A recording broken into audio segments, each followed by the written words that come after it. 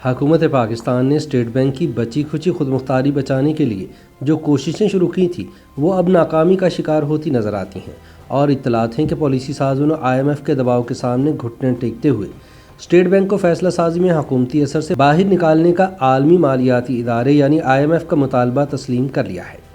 یعنی اب پاکستان کا مرکزی بینک فیصلہ سازی میں حکومت پاکستان نہیں بلکہ IMF کے کہنے پر چلے گا، جس کے نتیجے میں پاکستانی عوام کے مفادات کی بجائے IMF کے مفادات کو ترجیح دی جائے گی۔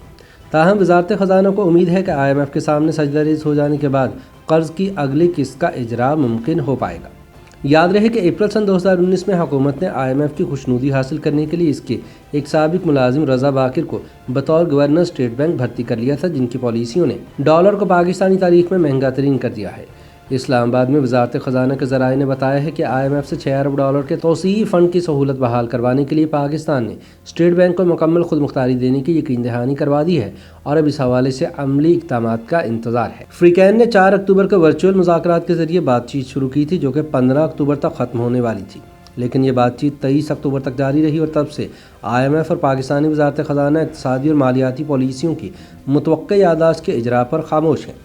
ذرائع کے مطابق IMF حکومت پاکستان کی جانب سے اسٹیٹ بینک کو مکمل خود مختاری دینے کے اپنے وعدے سے پیچھے ہٹنے پر خوش نہیں تھا، اور اس وجہ سے دونوں کے مابین مذاکرات میں ڈیڈ لاک پیدا ہو گیا تھا۔ یاد رہے کہ رواں برس مارچ میں حکومت پاکستان نے مرکزی بینک کو خود مختاری دینے کے لیے IMF کے ساتھ ایک معاہدہ کیا تھا، جس کی عالمی مالیاتی ادارے کے بورڈ آف گورنرز نے بھی منظوری دے دی تھی۔ تاہم ابھی تک حکومت پاکستان نے اس معاہدے پر عمل درآمد کرتے ہوئے اسٹیٹ بینک کو مالیاتی پالیسیاں بناتے ہوئے اتنی خود مختاری نہیں دی تھی کہ وہ بالکل ہی آزادانہ طور پر فیصلے کرنے لگے۔ ملک میں پہلے ہی مہنگائی کا طوفان ہے، اور حکومت کو یہ خدشہ تھا کہ IMF اپنے قرضوں کی واپسی یقینی بنانے کے لیے اسٹیٹ بینک کے ذریعے ایسے فیصلے کروائے گا جن کا معاشی بوجھ عوام پر آئے گا اور نقصان حکومت کو برداشت کرنا پڑے گا۔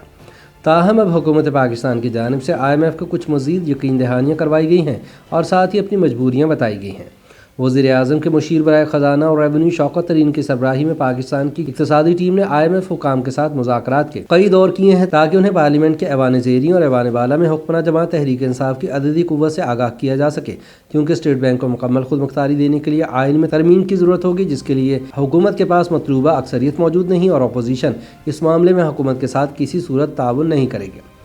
IMF کو مذاکرات کے دوران بتایا گیا کہ مرکزی بینک کی مجوزہ خود مختاری کے لیے آئینی ترامیم کی ضرورت ہے، جس کے لیے دونوں ایوانوں میں 2/3 اکثریت درکار ہے، جو حکومت کے پاس نہیں ہے۔ یاد رہے کہ 9 مارچ سن 2021 کو وفاقی کابینہ نے ایک بل کی منظوری دی تھی، جس کا مقصد مرکزی بینک کو قیمتوں پر قابو پانے اور مہنگائی سے لڑنے کے لیے زیادہ خود مختاری فراہم کرنا تھا۔ اس فیصلے کے فوراً بعد دونوں اپوزیشن جماعتوں مسلم لیگ نون اور پیپلز پارٹی نے اعلان کیا تھا کہ وہ پارلیمنٹ میں بھی اس بل کی منظوری کو روکیں گے، چنانچہ حکومت نے اس معاملے کو ٹھنڈا کر دیا تھا۔ تاہم اب IMF کی جانب سے شدید دباؤ آنے کے بعد حکومت پاکستان نے لچک دکھائی ہے، اور اسٹیٹ بینک کی مکمل خود مختاری سے متعلق ترامیم کے مسودے پر عالمی مالیاتی فنڈ کے ساتھ بات چیت جاری ہے۔ ذرائع نے بتایا ہے کہ وزارت خزانہ نے اسٹیٹ بینک کے اختیارات بارے نظرثانی شدہ مجوزہ ترامیم کو IMF کے ساتھ شیئر کیا ہے۔ ان ترامیم کا اب IMF کے حکام جائزہ لیں گے اور ایک ہفتے میں اس پر اپنا رد عمل دیں گے۔ وزارت خزانہ کو امید ہے کہ یہ ترامیم تعطل ختم کر دیں گی اور IMF کی اگلی قسط کے اجرا کے لیے راہ ہموار کریں گی۔ یہ ترامیم اسٹیٹ بینک میں 4 سے 5 شعبوں سے متعلق ہیں۔ ترامیم کے مسودے پر بات چیت جاری ہے، توقع ہے کہ اگلے ہفتے کے اوائل میں اسے حتمی شکل دی جائے گی، اور بات چیت مکمل ہوتے ہی پاکستان کو قرض کی اگلی قسط جاری کر دی جائے گی۔ پاکستان نے IMF کو یقین دہانی کرائی ہے کہ سیلز ٹیکس سے متعلق دی جانے والی زیادہ تر ٹیکس چھوٹ واپس لے لی جائے گی۔ YouTube پر گوگلی نیوز دیکھنے کے لیے youtube.com کی سرچ بار میں گوگلی نیوز TV ٹائپ کریں۔ گوگلی نیوز کے پیج پر سرخ رنگ کے سبسکرپشن والے بٹن پر کلک کرنا نہ بھولیے۔ YouTube پیج پر اپلوڈ ہونے والی ویڈیوز سے باخبر رہنے کے لیے بیل آئیکن پر کلک کیجیے۔ آپ کو ہر نئی ویڈیو کے بارے میں نوٹیفیکیشن موصول ہو جائے گا۔